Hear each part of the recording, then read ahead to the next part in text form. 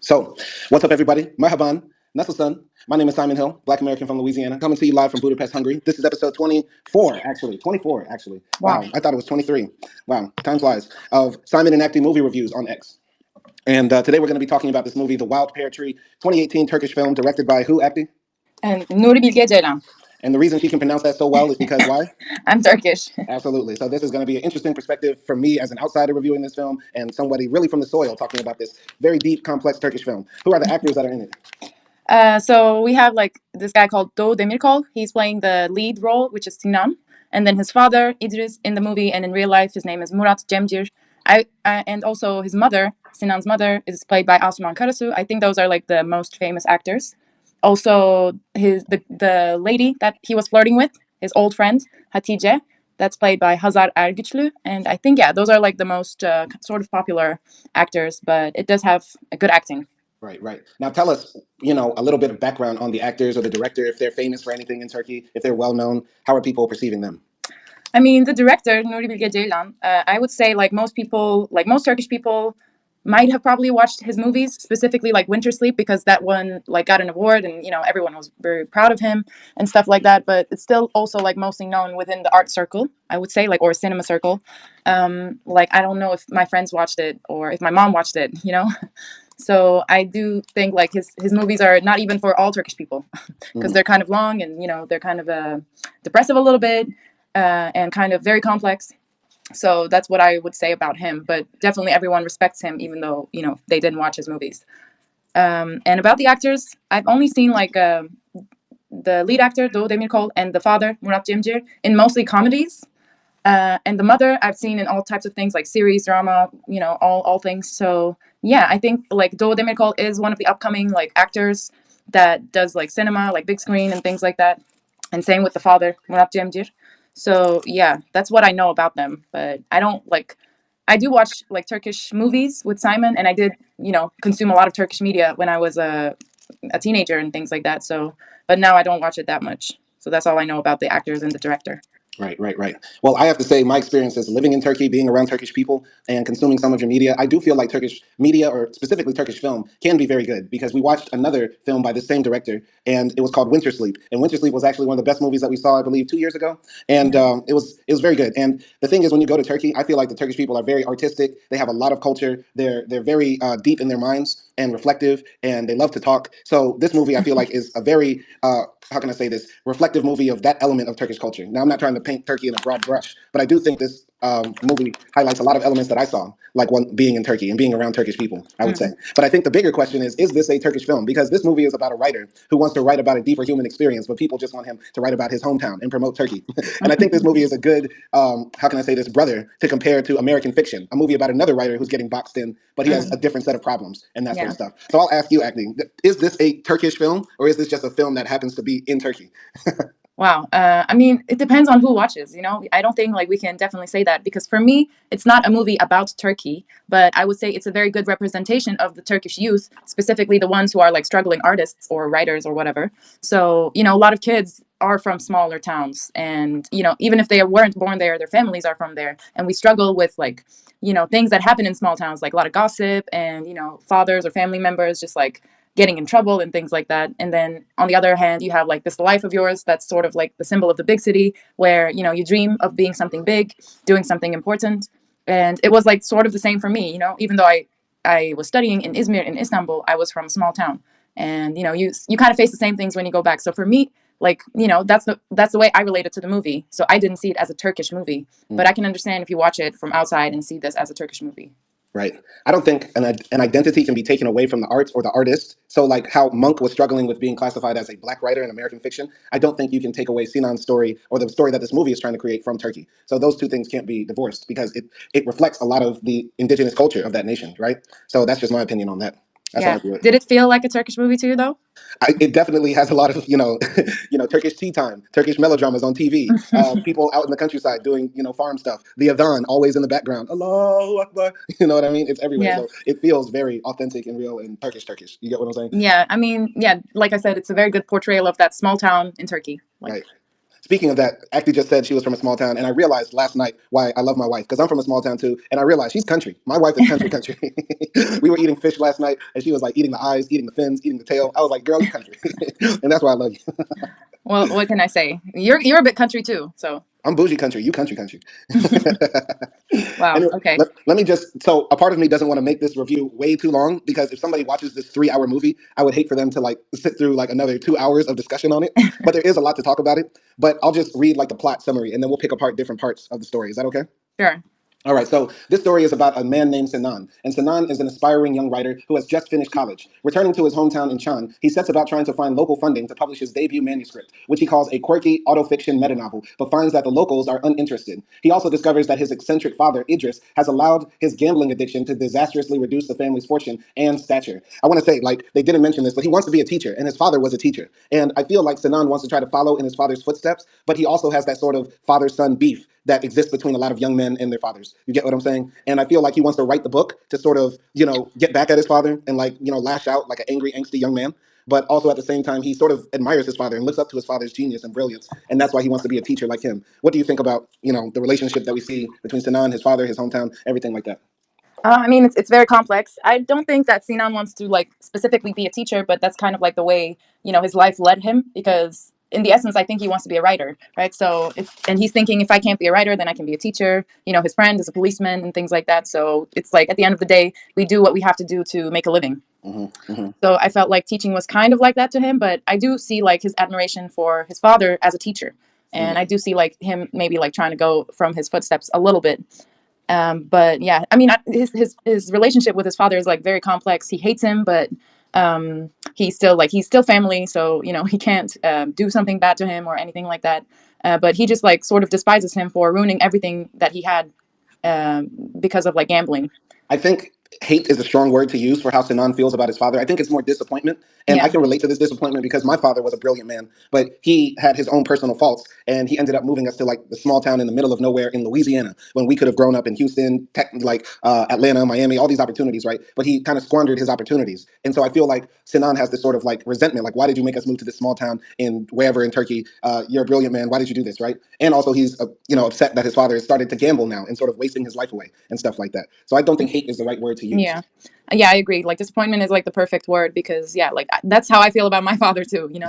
But like he's a great man, he's a good man in heart, but like, he disappointed me a lot. Mm-hmm, mm-hmm. But I don't know, it's like such a complex thing, and I do think like the name of the movie, which is like the wild pear tree, and I was looking into it a little bit, and apparently this like pear tree is, in the wild. It's very sweet, but it's very hard to chew, and it has like thick skin. Mm-hmm. And I think that tree kind of symbolizes both his father and himself. And I think he also like tries towards the end of like not the very end, but until the end, he kind of tries like to deny like having similarities to his father other than teaching.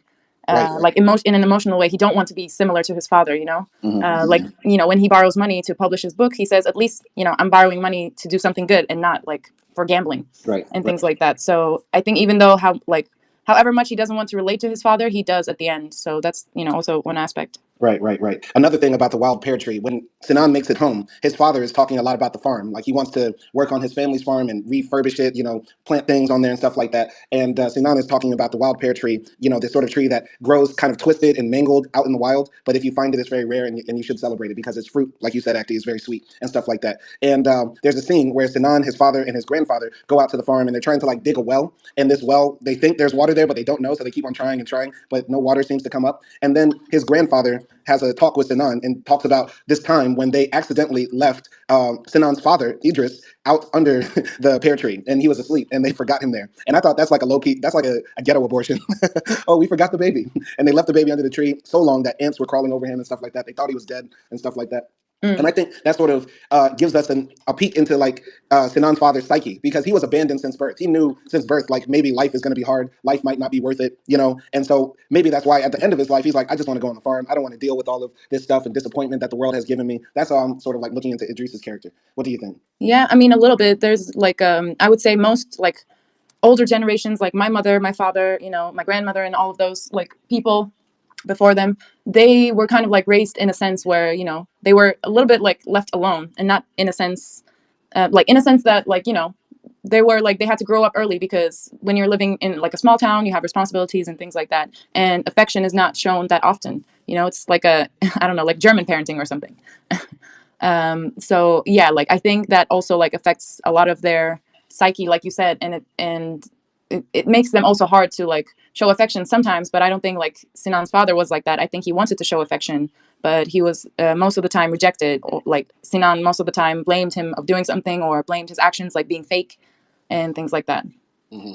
Now, tell us about the city of Chan and where it is, because the movie opens with like Sinan, taking the bus back to his hometown, and then we see this giant wooden horse, which I think alludes to like this city being near the ancient city of Troy and stuff like Hmm. that. But tell us about the area, like where he's from, like what part of the country it is, everything like that. I mean, yeah, Chan is like a very small, like in the middle of nowhere city. And it's close to like Çanakkale in Turkish and Gallipoli in English, I guess. Yeah, it's like the historical city of Troy, basically, and like that city is somewhat popular, I would say. It's like very Aegean, like the villagers there are probably like do speak with a certain like accent and things like that. So yeah, it's like I would say maybe like 2 hours away from the main city, and it's like this small Aegean town in the middle of nowhere, really. Hmm. And so it's on the eastern side and the European side, or on the Asian side? It's like West Turkey. So is It that is on the European west. side or is that the Asian side? That's the Asian side. The only European part of Turkey is like in Istanbul and a couple of other cities. Okay, so it's in Asia. It's not in Europe. No, I So mean, so yeah, it's so then it's on the eastern side, not the western side. but it's on the west side of Turkey, but it's not considered Europe, if that makes sense. Okay, so it's not on the European continent. No, but it's across like Greece. It's Okay. across like Thessalonica.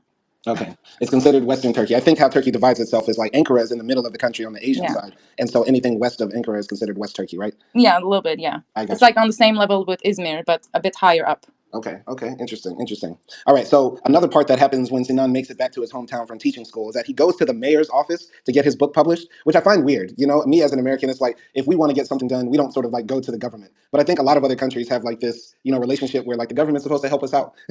I'll never forget when COVID happened. I was living in Tunisia and I had no money. I was broke because the school I was teaching at closed down, and the Tunisians were saying, "Go to the U.S. embassy and ask them for money. They will give you money." I was like, "That's not how it works, buddy.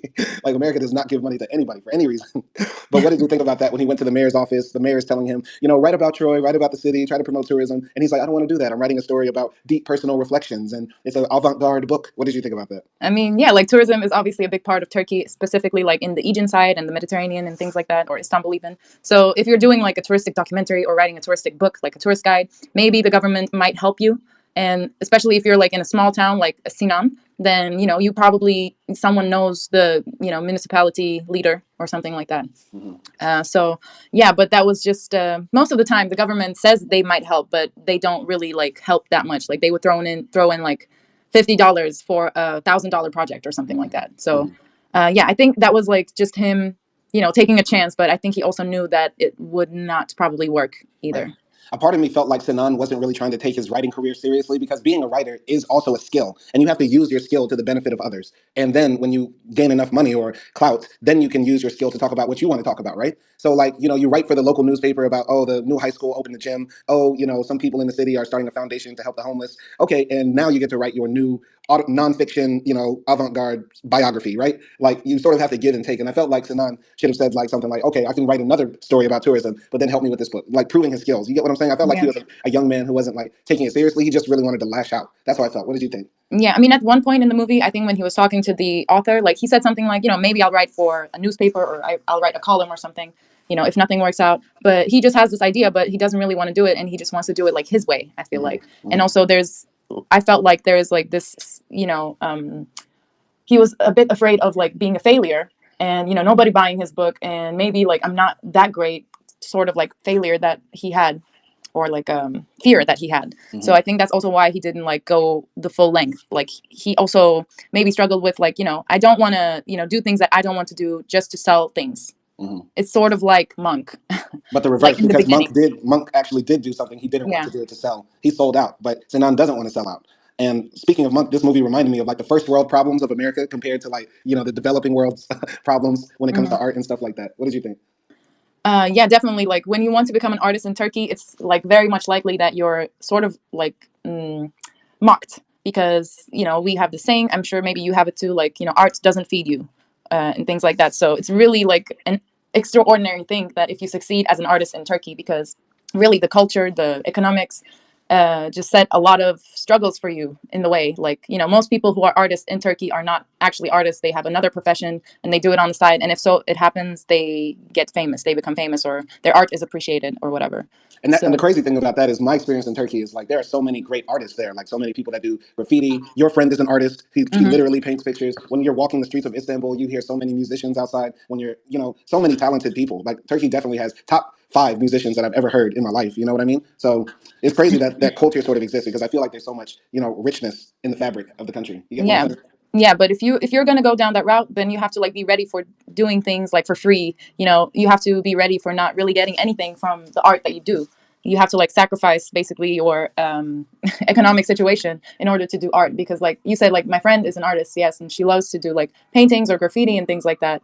And you know, we even talked like, okay, just to get popular and you know, get to people recognize your art, I told her like maybe you should like, paint a wall of a cafe or something for free, because people don't really like validate art that much in Turkey because they have other problems. Like you said, it's a developing country, so it's hard for people to care about art when you're a developing country because you're surviving really. Hmm. Right.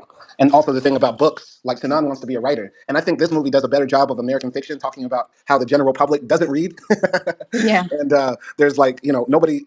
We're going to talk about that. Let's continue in the story. So Sinan is worried about his career prospects and finding himself socially isolated in his rural hometown. So Sinan wanders the countryside and engages in a series of testy conversations with various relatives and locals, including an established writer and two imams who hold differing opinions about religion's place in the modern world. So another part of this story is that after Sinan leaves the mayor's office, the mayor tells him, you should go talk to this guy who's like some rich guy. He's a business owner. He reads a lot and he's willing to maybe publish your book. Go holler at him. Sinan goes there and the guy isn't there. So Sinan is like wandering the countryside and he comes across a girl that he used to know in high school where he grew up. And her name is Hatice. And Hatice is like this girl who graduated high school but then didn't want to study anymore. And there's like this sexual romantic tension between them and stuff like that. She's wearing the scarf. Sinan didn't recognize her with the scarf. The scarf sort of symbolizes that now she's just another country girl who's going to end up getting married, staying at home, and falling into like the stereotypical traps of like living in the country. And they have like a romantic moment under a tree where they kiss, but that's before like she cries because she's never going to be able to leave the town. She's not going to see all the beautiful sights of the world and stuff like that. And Sinan, the reason why she's sad is because Sinan used to like give her books and show her the different world and talk about different places. But she's now about to get married to some jeweler, and the jeweler is some old guy who's just going to take care of her and keep her in the trap. What did you think about the Hatice scene? Yeah, I mean it's very, I don't want to say sad, because it's fine if you do want to stay in your small town and want to get married and things like that.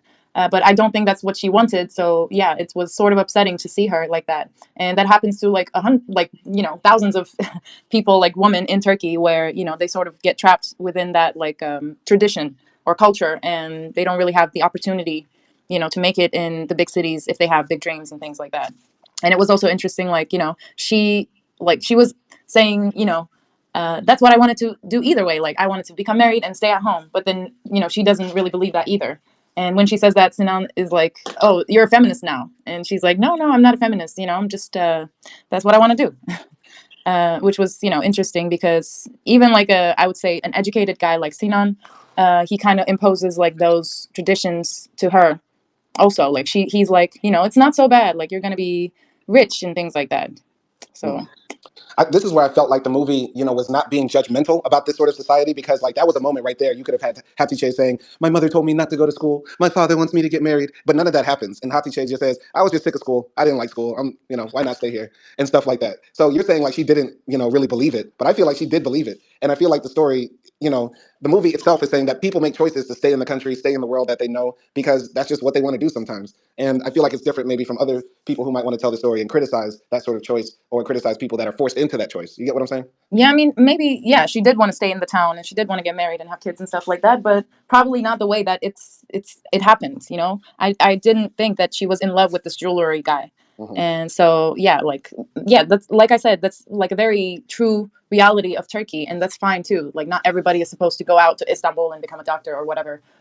So yeah, I don't know. I just felt like she wasn't comfortable like just marrying to random guy. I mean, she did have a boyfriend before, and Sinan is like, "What happened to so and so?" And she's like, "Oh, we broke up. He was an asshole and stuff like that." And so then at Hatice's wedding, there's like a big Turkish wedding, but Sinan doesn't go, and he goes to hang out with some other guys he grew up with in high school. And the guys that he ends up hanging out with all get drunk by some river or some lake or reservoir or something. And Sinan has like a testy conversation with her ex boyfriend, and her ex boyfriend's like, "Why'd you give this broad books? Don't be giving women books. Now she got a big head and she don't want to fuck with me." And then they have a big fight, and he smacks up Sinan up and down, like tears his ass up. Actually, what did you think of that scene?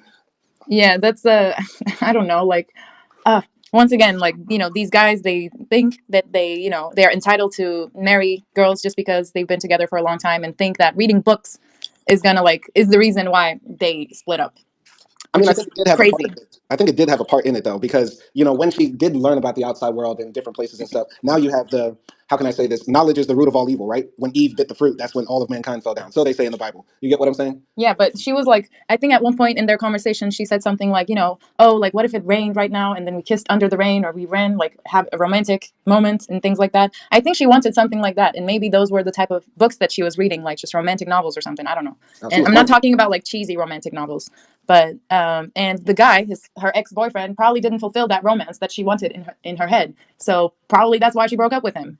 It's not because of the books. Like, he could have done better. He could have been more romantic, like, because everyone is deserving of, like, showing of affection. So you're saying Hattie Che watches passion flicks. No, I mean, maybe. Most Turkish series are like passion flicks, but without the PDA. Right. Speaking of that, there are some like sub stories in this long story. They're like side quests. When Sinan first arrives in the hometown, like this jeweler says, "Hey, this guy borrowed some gold from me. I think it was your father or grandfather. Can you ask him if he can give it back?" There's also like Sinan's sister and mother who stay up all night watching melodramatic Turkish dramas and stuff like that. But I didn't really get invested in those side stories in the quest. What did you think about them and stuff like that? Because the gold coins keeps popping up and the Turkish dramas are always in the background. But what did you think about that? Yeah, I mean, gold coins are like a very big part of Turkish culture, specifically also like in rural Turkey as well. People say mothers have like a stash of gold coins under their pillows for when times get rough and things like that. Like, when you have a lot of money, we don't put into stock market or things like that. We buy gold coins, and yeah, so that we can sell them when the price is like higher up and things like that. So yeah, that's just like an old way of like investing. And people also, when they borrow money from each other, sometimes it's in the form of gold. So that was just like something, that reminded me of like my own culture. Like, we have gold days where old women come together and everyone buys a gold coin and they give it to one person, and they do it for 12 months. So you have like a big large amount of money that one person has each month of the year, if that makes sense. And they can like pay their debts or something, and when next month comes, they can just give the gold coins to another woman or something. Mm. So it's like such a big tradition for women to have gold and things like that. And yeah, that's Mm. what I thought. Mm.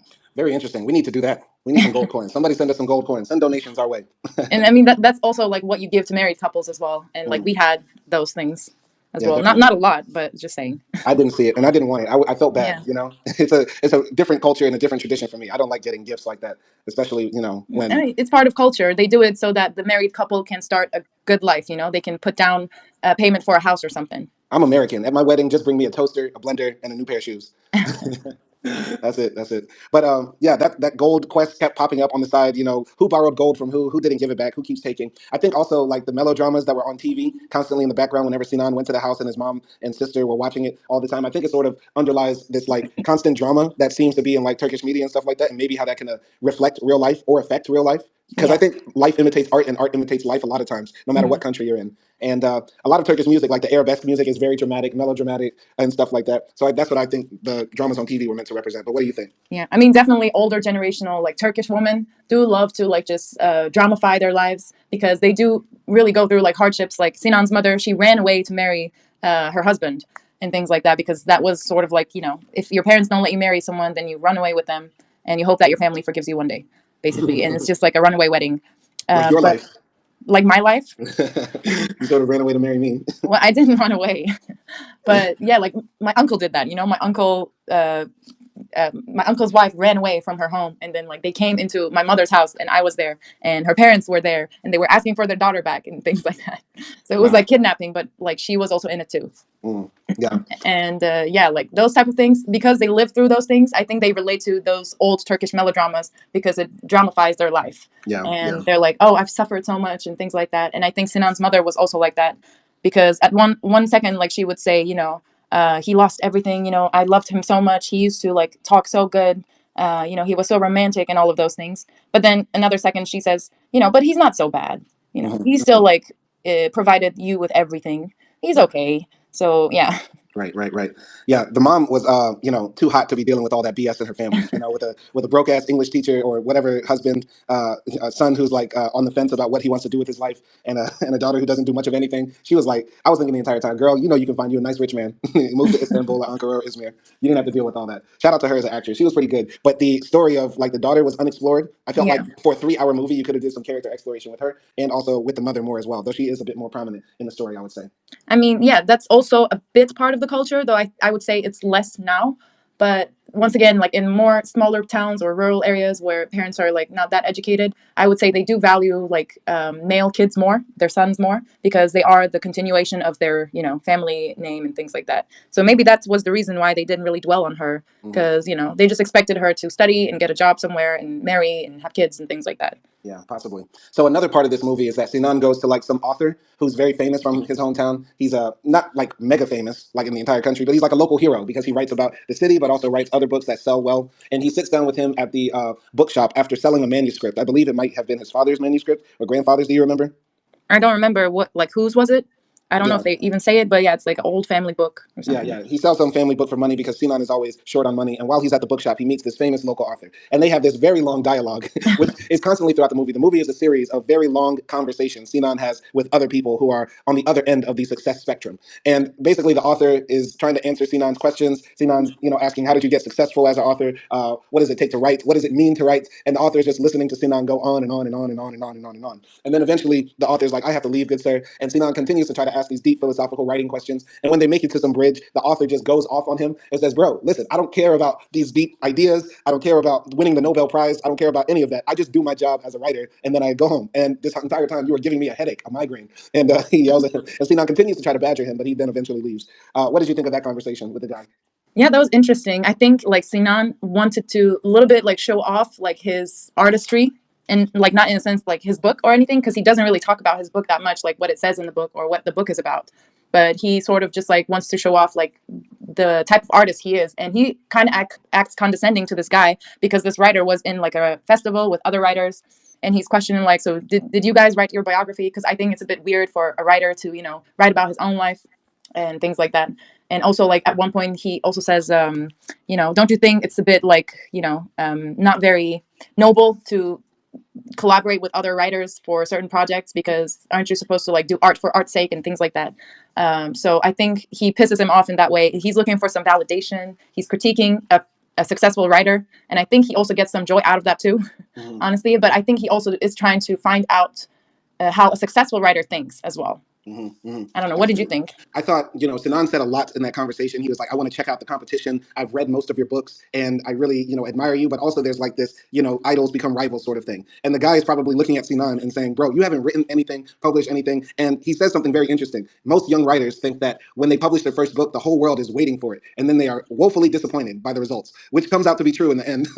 But that was very interesting. And I think the movie is like a novel. American fiction in that movie, they said movies are not novels, but this movie is like a novel. And these long dialogues explore all of these ideas. And this is the part that made me realize that this movie is talking about the fact that most people don't read. Most people barely pick up books. They use them just as decorations in the house or something to balance a chair or a table. And that's what the author says to him as well. And he's sort of like very realistic about what it means to write, like as in doing the work for it. You get what I'm saying? But like you Yeah. said, Sinan is sort of like condescending towards him and acting like art is supposed to be something, this magical force or power, but it's really not. It's just another job that people can do. So at least that's how I interpret what the author is saying. Yeah. Definitely, definitely, I do agree. Especially like in Turkey, or I would assume like in any developing country, it's really hard to like do art for art's sake. It's hard to become that magical person who can survive through art and just writing and things like that. So he was just like Süleyman. That was the name of the writer. Süleyman is just like saying like, yo, like you need to do some stuff to get by, and being in a festival is one of those things. And yeah. Yeah, he just looked at it like all the fame and notoriety is just a part of it. But Sinan is looking at it like, I just want that. And when the author says to him, I would turn down the Nobel Prize, Sinan then says, as he's walking away, I hate you for turning down the Nobel Prize, which goes to show Sinan just wants the glory, not actually, loving the thing for what it is. And I have to say, this movie touched me in a lot of ways because I can relate to Sinan. And as being like an angry, angsty young man growing up in a small town who wanted to do art. I wanted to be a rapper, but there are no rappers or no successful people in Monroe, Louisiana. And I feel like maybe a part of the reason why I wasn't successful is that I wanted the success probably more than I wanted the art. And that's something I wrestle with in my mind. I love hip hop. As you know, like I'm a writer for hip hop and I'm lucky enough to get paid for it. But the thing is, would I still do this job as hard if I wasn't getting paid for it? You get what I'm saying? And, would I still be rapping if I did finally find some money in it and that sort of stuff?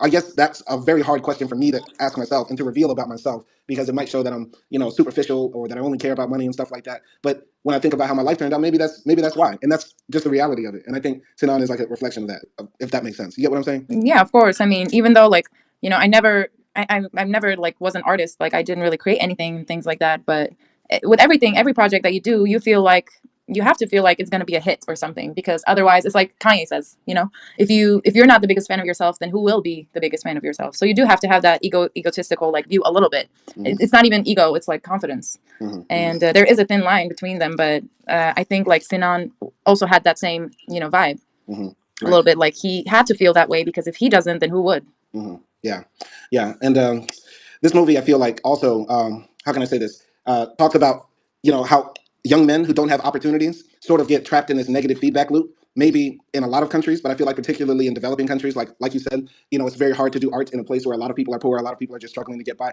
just like in America as well. But when we tell these stories about struggling people in bad situations, the American version is there's a montage where you become super rich and successful, and then you have some sort of self-realization, like in Book of Clarence, like American Fiction, and basically every other American movie about a young man who is down on his luck, right?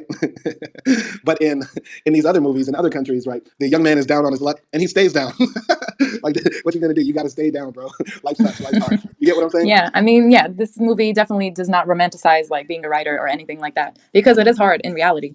Right. And although we do have movies where we have the happy montage, Mm-hmm. yeah, I don't think like Nuri Bilge Ceylan's like movies are like that. Mm-hmm. The movies aren't like that, but even the story couldn't be told like that, right? Because maybe Yeah. it's not a reality in those countries. Like in the Hmm. U.S., almost any negative thing that happens in your life, you can make positives out of it, right? Like there's people on YouTube who are living in their cars and they got 200,000 subscribers and make however much money a month from being poor, right? Like Yeah. you can make an opportunity out of anything, and maybe possibly in other countries too. But it's just a different story that would have been told had Sinan been Simon from Wisconsin. You know what I mean? Yeah. But yeah, basically, Sinan meets another guy. He finally meets the guy who the mayor told him is this big businessman, but he's also a big reader. And Sinan sits down with him, and the guy says, "Yeah, I love books, but I don't read as much as I used to." And he points to his bookcase, and there's like 5 books on there. There's like the Quran, there's Ataturk's book, there's an encyclopedia, and like some magazines. And Sinan's like, "Oh, okay." And so Yeah, that then was hilarious. yeah, so then the guy asks him, "What's your book about?" And Sinan starts rambling on about its autobiography slash magical fiction, sci-fi story, whatever. And the guy's like, "Oh, that's okay. Well, why don't you write about the local town? We have the biggest war memorial in the cemetery for national heroes here and stuff like that." And Sinan's like, "I don't really want to do that. The rest of the world is preserving it. The government's preserving it. Why should I write more about it, right?" And he's like, "Whoa, what?" And the guy's like, "Whoa, whoa, whoa. You don't think that's important?" And that pisses him off. That basically pisses off the guy who's eventually going to give Sinan the money. And this goes to show a pattern in the movie now. Sinan maybe is an asshole. He's a jackass. He doesn't know how to talk to people. He doesn't know how to sell his ideas. The biggest part of being a writer or a screenplay writer is you got to sell your movie. And he doesn't sell it. He just tries to talk down to people to some way. He says, I don't think it's important to write about that. The world is writing about that. I want to tell another story. You know what I mean? Like this drunk guy who hangs out in town and people take pictures of him. And the guy's like, you know what? Maybe you should publish your own book. What Yeah. did you think about that scene? I mean, what was kind of sad that every like, authority figure that he went to, all of those people were like, "Oh, like when you publish your book, bring me a copy." But nobody actually offered like any help to him. And the part where like just Sinan being annoying, I think he just wanted to publish his book for the reasons he wanted to publish it. But in reality, like you got to kiss some ass. You gotta make people like you. You have to like like you said, sell your book. You have to have a good like marketing for yourself. Mhm. And Sinan just like didn't really care about that, and he was like, "This is what I am, and this is what my book is about, and I believe in my book. So are you gonna do it or not? Because I'm not gonna like tell things to amuse you." Mhm. Uh, Can you tell so us and about the cemetery and the battlefield that they were talking about? yeah, so basically that's I, I don't know the English word from it for it. 1 second. All right, take your time. This is great. Sorry. Oh, Anzac. Okay. So yeah, those like some Australian and New Zealand like army soldiers were there during a war. I'm not even sure which one. I think it was like the Independence War, and I don't know why they were there. Maybe they were supporting Turkey or something, or maybe they were not. They were fighting Turkey. But yeah, there was like a war with Anzac soldiers and Turkish soldiers, and then at the end of the war, when everything was finalized, Ataturk basically said like the soldiers that die on our ground are our sons too, and just because we were enemies, like it doesn't mean that we're not going to honor them. So then there was like they created this huge cemetery with Turkish soldiers, with Anzac soldiers all together, and that's basically like a war memorial thingy.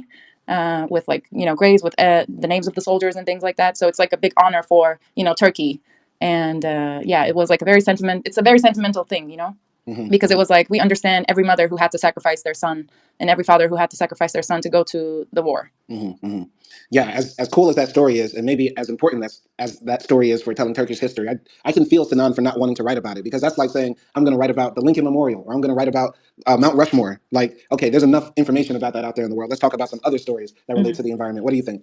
Yeah, I think so too, and that's what like basically the city is known for: the wooden horse, the horse of Troy, and then that memorial, and that's why most people go there, or most tourists go there. But obviously, there's more to that region than just the horse and the memorial, because there's culture there. There are stories hidden in the small villages like his. Hmm. So I think it's also important, and also like pastoral like novels are still very big in Turkey, because they tell those stories of culture, tradition, like tragedy within tradition, the struggles of the rural people, because I do think like especially like after the independence war, there was a lot of like emphasis put on rural workers, farmers, factory workers, and things like that. They had unions for them, and the big saying of Ataturk is like the worker is the king of the society, because they were trying to get us somewhere good for economical like gain. Hmm. So there was a lot of importance put to those people.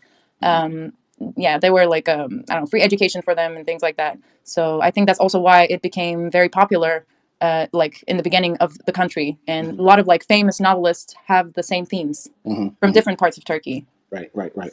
I think the interesting thing about this movie is that Sinan is sort of like this avatar who's going to talk to different types of people in society. Like in the beginning, he talks to the government official, then he talks to the village girl, then he talks to this ruthless capitalist, then he talks to also before the capitalist, he talks to the writer, the intellectual. And each time, he runs into this roadblock of like, how society expects him to act, and then also how, he wants to be. And there's this degree of like tension that exists between, because there doesn't seem to be room for the type of person Sinan wants to be in this world. And I think the roadblock he runs into with this capitalist is that his goal doesn't justify or help the capitalist doing something that would make him money. This guy says to Sinan, I worked for everything, blood, sweat, and tears, blah blah blah. Money is the most important thing. The market is ruthless, buddy. Stuff like that. And Sinan's like, okay, will you help me publish my book and stuff like that. And there's no sort of room for this young man to fulfill his destiny as he sees it. What do you think? Yeah, yeah, definitely.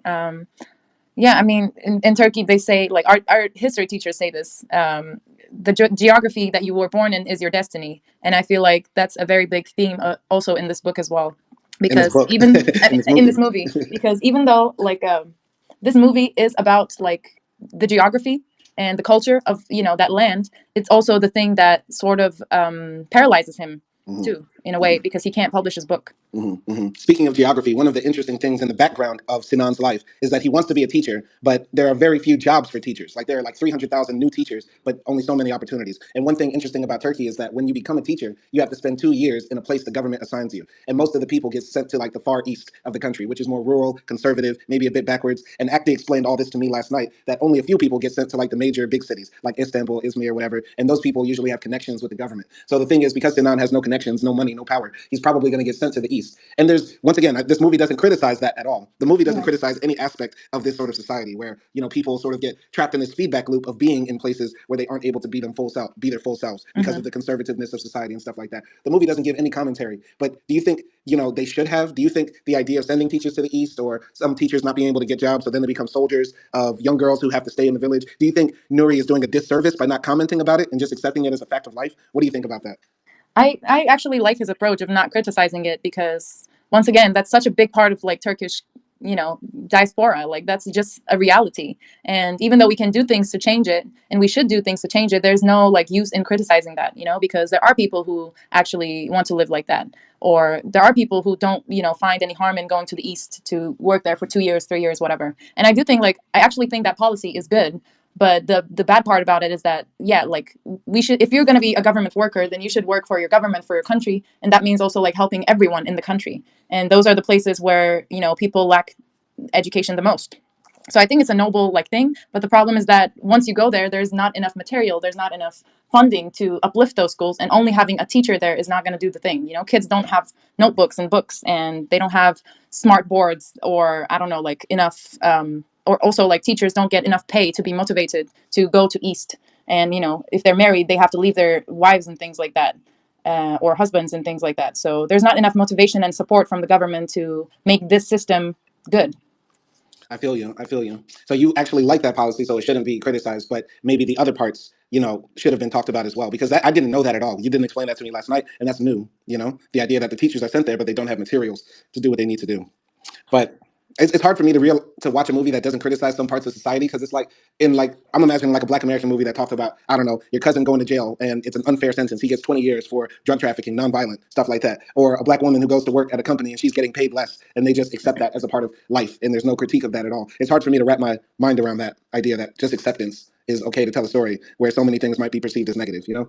Yeah, but I think like when people, the thing is like when people like from the big cities, or you know, people who studied in university or masters or whatever, when they critique it, they expect everyone to live like themselves. But the thing is, like, we have to like help those actual places and not try to bring everyone to Istanbul, not try to bring everyone to Ankara or whatever. And the only thing that they do is criticize and not really actually take action or come up with solutions to prevent those things. You know, if there's no opportunity, then what's the use of criticizing? I think in the movie they talk about that, because a few people say this: the old, no, the younger are supposed to criticize the old, and the only way the world moves forward is if the artist, challenges the world and stuff like that. So I do feel like it's a duty of artists to make us look at this world in a different way, rather than just accepting what is in the world. Yeah, yeah, definitely. But accepting is not the same with criticizing, and I just feel like that's what most people do.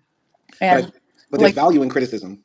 yeah, in some criticism, but not all criticism. So the thing that's the thing. Like, if the Hatice, for example, if she's not given the opportunity to do whatever she wants, or do like accomplish her dreams and things like that, then how can we criticize her for doing what she does? You know what Well, I we mean? well we criticize her because she didn't not have the opportunity. She said, "I don't want to go to school. I don't want to continue." Right, That's what and she says, but we don't really know the reality of her life that well. true, she did cry later, but she probably cried because she's looking at the man she really wanted to marry, Sinan, or the person she always had a crush on. But maybe it didn't happen, and maybe that's why she cried. But the author's choice, the writer's choice, Nuri's choice of making a lot of the characters in this movie just accept the world around them. I think the opportunity to not critique it might be a downfall, because some things. I mean, actually, you said it yourself. The conservatism of Turkey, the sexism in Turkey, the macho-ness Hmm. of Turkey Hmm. is a big repellent for you wanting to be in Turkey. And so if the artists, who are very prominent, very well respected, aren't critiquing those aspects, like they let Sinan say sexist things to his own mother, then what's the point of having an artist at all? Of course, they should critique it, but they shouldn't critique people. Right? They should critique the systems. That's my point. But I do think like the director Ceylan put like put Sinan there, and he's the biggest critiquer of his world. Or that Imam who was like a bit of a liberal, Hmm. and he had different ideas than the other Imam. So I do think like he put certain characters there to challenge you know cultural beliefs. Absolutely. Well, moving on. Speaking about the imam, there's a side story where, how can I say this? Sinan's grandfather is like the old imam of the town, but he's like 80 years old. He's kind of fat. His mind is going out, and they ask him to do the adhan, but his grandmother doesn't want him to do the adhan because he might get muddled and get embarrassed and stuff like that. And so there's this new young imam in town, and as Sinan is leaving his grandparents' house, he meets them climbing into an apple tree trying to steal apples. And he throws dirt at them, and then they have this long theological discussion on what is the purpose of belief, what is the meaning of faith, what does it mean to have faith, should we challenge ideas that are related to Islam. And it was I think this was one of the highlights of the movie out of all the conversations, because it's Sinan and these two imams walking through this small town. The camera pans out, so as they're having this long discussion, you see this town, you see this small village, and they're really going in on what it means to have faith. What did you think about that scene? Yeah, it was very interesting because you don't really have there's not a lot of place to have conversation where you critique Quran or Islam, or not critique it even, but just to like bring a new perspective to it. And that's why I think that conversation was very interesting, because this new apprentice like Imam is sort of like, yes, I do like he said something like he said a quote from a lesser known like prophet's friend or something. And the guy, the other Imam, who was a bit more traditional, he was like, if some people are more popular and known than other people, then there's a reason for that, and we shouldn't try to like validate other people who are lesser known. We should just like accept sort of like what the history is telling us, what the history is giving us. And I thought that was like interesting. Like, is there a there's a reason why like I don't know, Einstein is so famous, but are there other people behind his ideas and we don't really talk about them? Or like Thomas Edison and things like that. Is there actually like a reason, a valid reason why they are the most talked about figures in history? Or is it also like, I don't know, just humans clinging on to ideas, marketing of ideas, and things like that? And I found that interesting. I thought, that part, as we were watching it, or after we watched it, you said that part didn't seem real because of like the words they were using and the flowery speech that Mm-hmm. was being used to talk about God and stuff like that. But I felt like that part was very real because I do have a high regard for, Turkish people in the sense of how you're able to communicate ideas. I don't speak Turkish and stuff like that, but my experience, once again, being around y'all, is that you are loquacious people. You are people that like to talk, and you are people that like to play with ideas. And you tell me all the time new Turkish sayings that are meant to express some sort of emotion or complex idea. So my opinion is that this conversation was real, but maybe you felt like it was an unreal conversation, not in the fact that people don't criticize religion in Turkey because it's taboo, but they don't talk like that, as in literally people don't talk like that. Do you still hold that? I mean, people, yeah, like some people do talk like that, and not like it just felt like, let's say, 5% of the conversation or 10% of the conversation did feel a bit poetic, like overly poetic at certain times. Like it's like, you were reading from an essay or an article or a novel or something. And I just thought that maybe that was done in purpose. And maybe there were like some quotes from Turkish writers within that conversation and things like that. So But I, that's why I felt like that. but I feel like you are a poetic people. I mean, there are many famous Turkish poets, Turkish writers, Turkish thinkers, painters, artists. You get what I'm saying? So Yeah, I don't know. I mean, maybe like, when I was in high school in Izmir, I met like all types of people, and I've like drunkenly argued with conservative guys and things like that, and philosophized with them at certain times. And yeah, we did talk about like those topics, yes, but not. It wasn't like that poetic, I would say. yeah. But maybe I don't know. Maybe it is like possible, and maybe I'm just sort of putting down Turkey a little bit in my head. Well, there's a lot to talk about with that religious conversation there, but I feel like that conversation would best be had with like other Muslims, and I'm probably the only Muslim on this stream right now. But I would just say this about what the young Imam was saying. I think he was talking about how the Quran is important for Muslims, but the Quran is like the building blocks. But God didn't give us actual instructions on how to build a proper house. And the thing is, in the Quran, it doesn't teach you to pray 5 times a day, or how to pray, or how to do wudu, or how to fast properly, or how to best maintain your appearance as a Muslim. It gives general instructions. And then we also have the hadith of the Prophet to then explain more to us about how to live properly as Muslims, right? And I feel like the young Imam did have the right interpretation of Islam. And that gives me hope, that Islam is a complex thing, but that I do think there needs to be some sort of, not a reformation of Islam, but a conjoining of Islam to the modern world where, Hmm. people are able to be Muslim, identify as Muslim, practice the faith, but also not be hostile to modernity or hostile to people who don't want to live in the confines of a religious society and that sort of stuff. And that conversation gave me hope, but it also played a good dialectic, a good dialogue of that conflict between conservatism and sticking to the mainstream, which is important in Islam. The Prophet told us if you see a bunch of people praying a certain way or doing a certain thing and they're Muslim, you should follow them rather than try to go differently, right? This is the sort of tug and pull, the push and pull of Islamic thinking. You have the ideas that say go with the majority and don't question anything. And then there's also the part of Islam that says you are the people who are understanding. You are the people who are thinkers. Ponder over this Quran, memorize it, but also question it. The Quran always asks us to question it. And so this conversation was so important and really touched me as a Muslim too. I'll just Yeah. say that. And I just want to add this, and I don't know if this is going to be a bit scientific, but recently, like, there's this website called the Hofstede like country comparison tool, and it basically compares different aspects of like culture, like power distance, individualism, motivation, and things like that. And there's this section that's uncertainty avoidance, which means like, do you believe in fate or do you do something to change it? Like that sort of ideas and how prominent they are in that society. And like the traditional imam was like, this is your life, like accept it, it's fate, don't question it, don't talk about it. But the other imam was, no, like it's okay to question it sometimes. And I do wish like those imams were, there were more imams like that. Right. But like when you look at Turkey, I feel like that's such a big part of our also like culture. We do believe like faith and whatever happens, just let it go, it was meant to be. And we do like just avoid uncertainty, and we connect it with faith or religion. And in that statistics, Turkey has like 85 score of 85 out of 100. And just to compare it, United States have 46 Mm-hmm. out of 100. So it's like very prominent in Turkey. I'm not surprised that America is still a majority country that doesn't like uncertainty because we are a very religious nation compared to other like developed nations. So there are a lot of similarities with Turkey and America in that way, though it might not be as extreme. It's very similar because there are people that will argue up and down the Bible is the word of God. We're either doomed to hell or doomed to heaven before we're born, and then stuff like that. So yeah, it's very similar. Yeah. Mm, mm. But moving on in the story, so eventually Sinan gets disgusted by his father's degenerate gambling and subjecting and suspecting him of stealing money.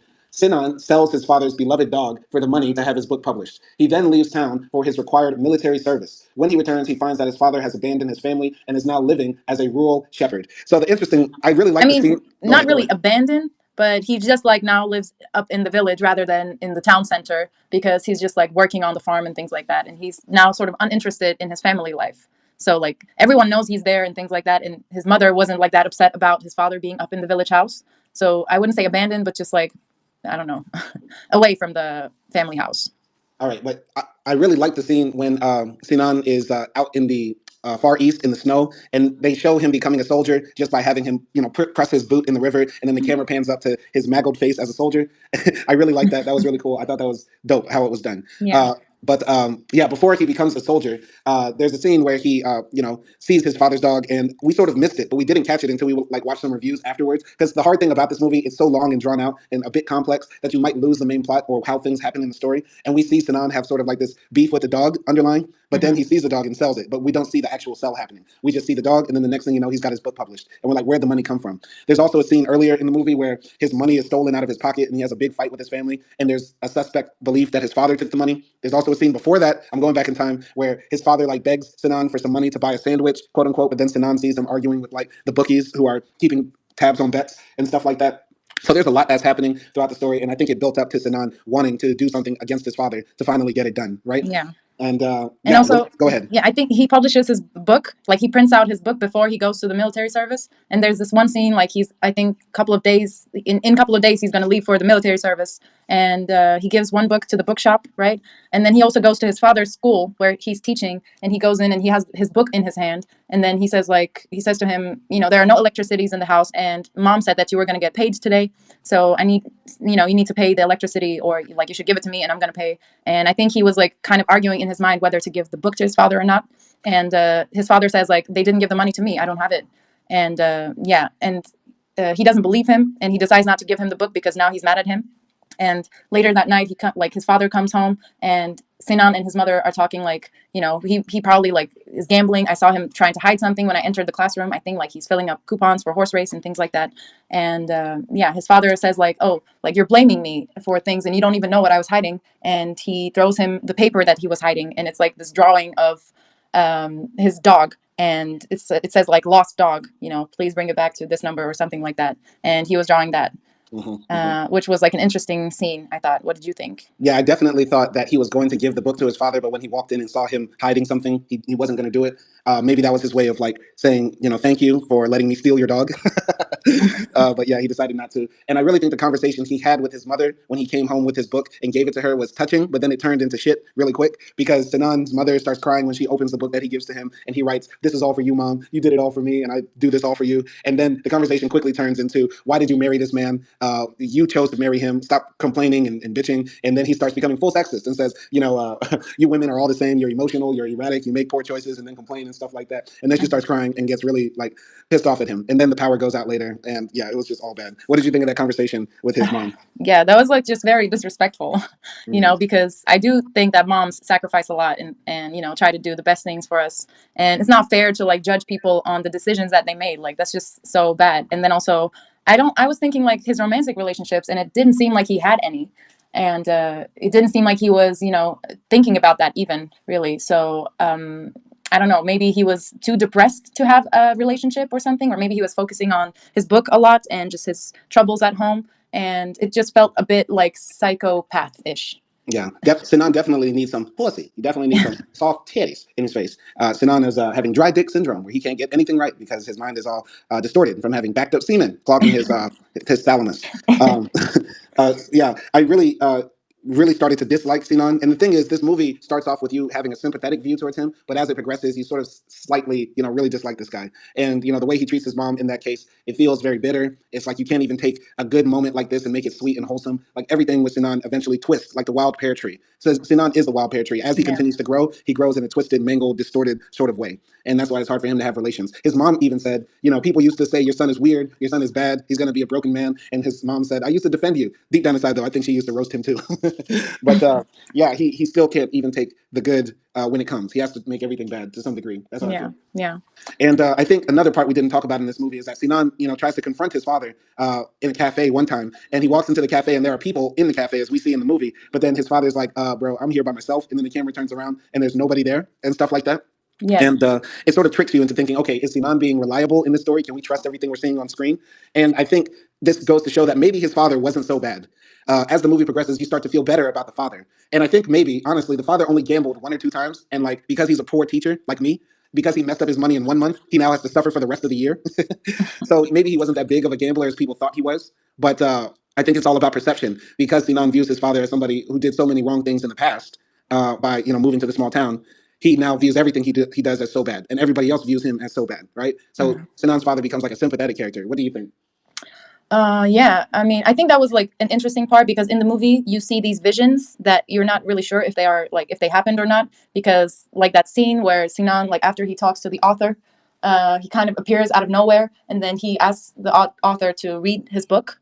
But then like he's on the bridge and then he breaks or like there's a piece that's broken in a statue on the bridge and then he pushes that into the water and then some guys like complain about him and they follow him or something. But then he wakes up in the bus. So we don't know if that's real or maybe that's just like his unconscious that what he really actually wanted to ask the author to read his book or Mm-hmm. something like that. And we're not really sure like if those things happen or if those are like scenes from his book or if they're just dreams.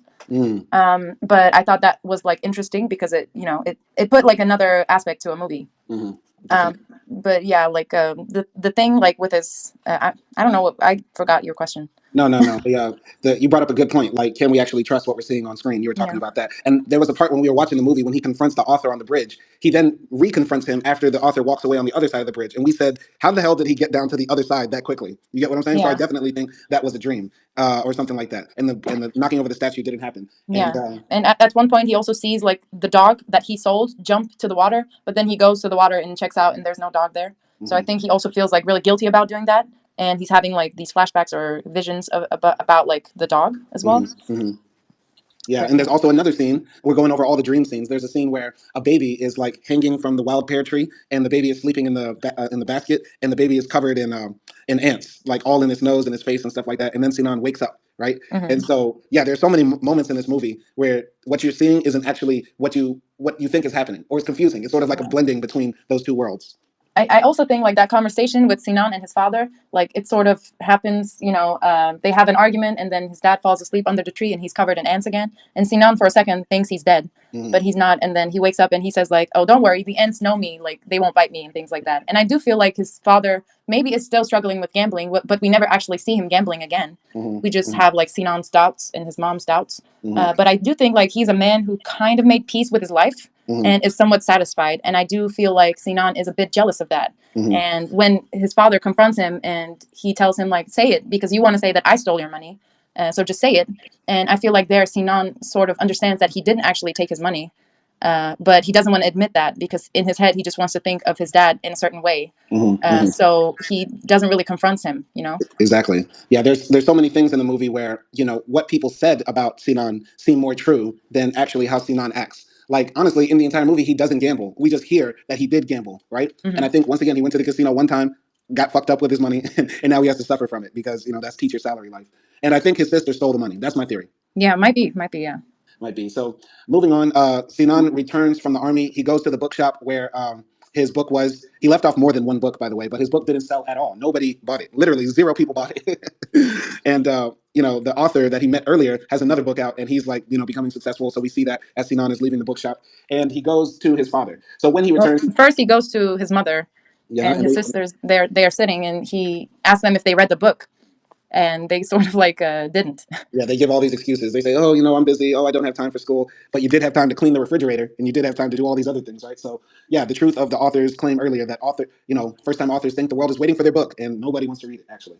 So anyway, Sinan reconnects with his father, and they have a friendly conversation when Idris reveals that he has given up his long-running quixotic attempt to dig a well on his property, and that he has read and enjoyed Sinan's book, making him the only person who appears to have done so. In a Yeah. surreal moment, it appears that Sinan has hung himself in the abandoned well, but the film then abruptly cuts to Idris awakening. Looking about for his absent son, he walks over to the well to find Sinan at the bottom, continuing to dig, which I liked and hated the ending at the same time. But now that we're talking about the movie, I like it more than I hate it. Mm-hmm. Because when you see Sinan hanging, you're like, oh wow, that's a very dark way to go. And Sinan, you're going to scar your father for life. You just had this bonding moment with him. Now you're going to kill yourself in front of him. That seemed very raw. But with him digging the well at the end, it makes me feel like Sinan got the message from his father, like, never give up. People told his father the well doesn't have water, never give up. Sinan, people told you your book wasn't going to be great. Okay, it wasn't great. Continue, keep trying, never give up. So I liked it. What did you think?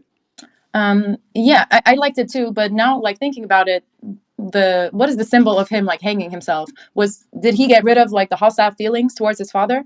And him hanging himself, was that like the representation of like him killing all the bad thoughts that he had about his father? My theory is that that was either a dream or a nightmare his father had while he was sleeping. He thought that his son was going to give up on life because his son so far was pretty unsuccessful. He became a soldier in the Far East. He's not becoming a teacher. His book didn't sell. So his father was having a nightmare that his son would actually kill himself in a well of despair. Poetic, I know.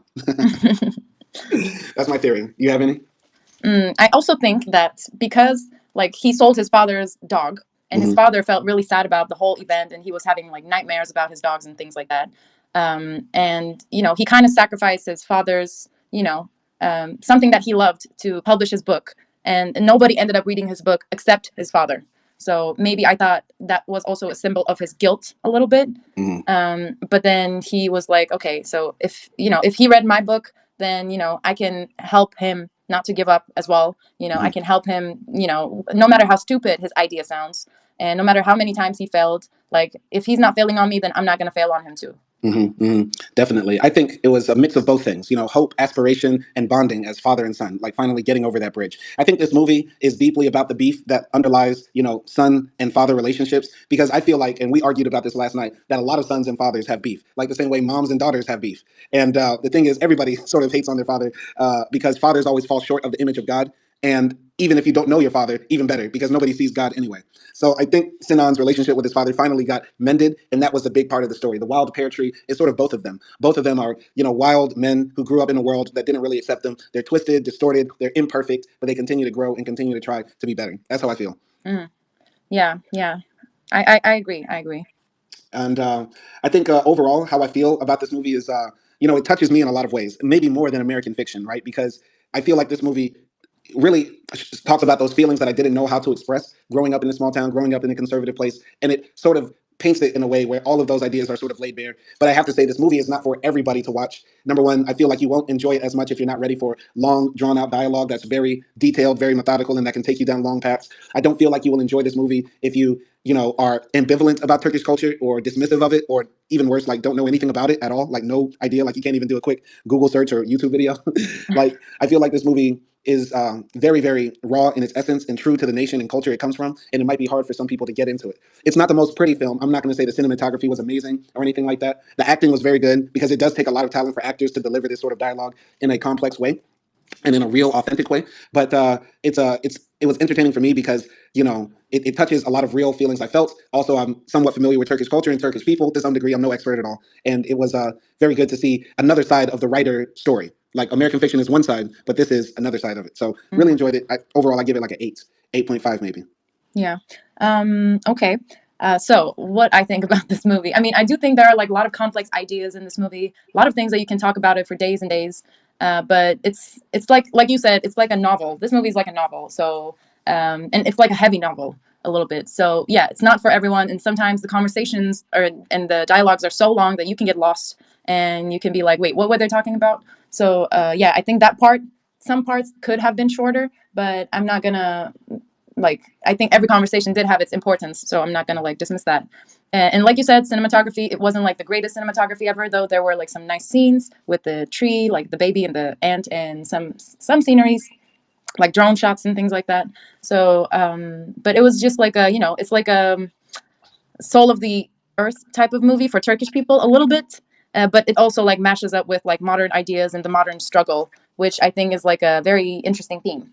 Mm. So last night I gave it like a 7.5, and I think I'm gonna stick to that. All right, all right. Well, that's what I would say about our film review for Wild Pear Tree. There's a lot more to discuss about this movie. Possibly one thing. This is just a little extra. I'm gonna throw this little extra out here. There was one scene I really liked when Sinan is on the phone talking to his friend who is also a teacher, but he became a soldier and then went to the Far East, and now he's like a proto-fascist, and he's like bragging about beating up other kids he went to college with who became socialists at protests and stuff like that. And I just thought that whole conversation was funny, and I think it's interesting to see how people who become intellectuals or at least become teachers. I do think you have to be intellectual to be a teacher. Can end up just saying, you know what, fuck this world. I'm here to smash some communist heads in and stuff like that. That was pretty interesting. One of the scenes I wanted to talk about. Were there any scenes extra that you thought were cool or interesting? The scene that I liked was the scene where he goes when he's taking the exam. After he took the exam for teaching, he goes to like this central tea place, like cafe, and there like he sits down with this like local guy that he knows, and they have this conversation.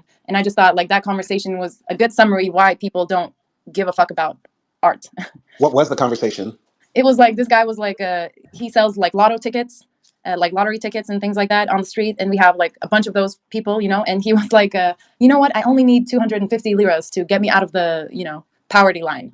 And he's like, I have to pay the electricity, and I have to pay like this fruit guy who I owe money to him, and I bought like 2 bananas from him or something. I don't know, it was just like a sort of comedic, sort of funny, but also like very real. And I just thought that like sort of summed up the idea of his audience as he was, trying to be a writer. Absolutely, absolutely. And speaking of comedic, like the movie does have funny parts, but it's very dry humor. Like it's stuff you're probably not meant to laugh at, but maybe you'll laugh at it when you see it. But I think the movie could have been a bit better had we add a little bit more humor in there. Yeah.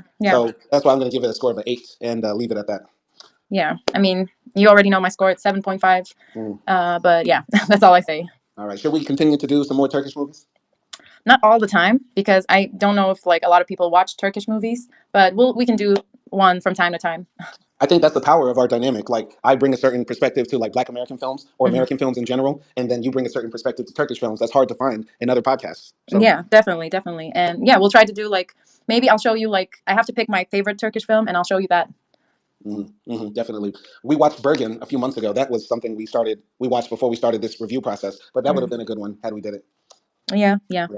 Either way, thank you everybody for listening, watching, subscribing, liking these movie reviews. Shout out to the Violator as well. Send more suggestions. I got a bunch of suggestions from Mad Villainy earlier this morning, and we will be covering more films. I got 2 more on my list, and then AKDI is going to take control. So stay tuned for the film The T-Box, which should be good. It's a French movie. And then also right after that, we have Ferrari, a suggestion from Mad Villainy. So technically, it's not even my choice, but we're trying to do some fan service here. And thank you once again. This might be a long review for a very long movie, but nobody else is talking about it on YouTube, so we'll be the first, and it should be one you check out if you're interested in this sort of film. Thanks for watching, and peace.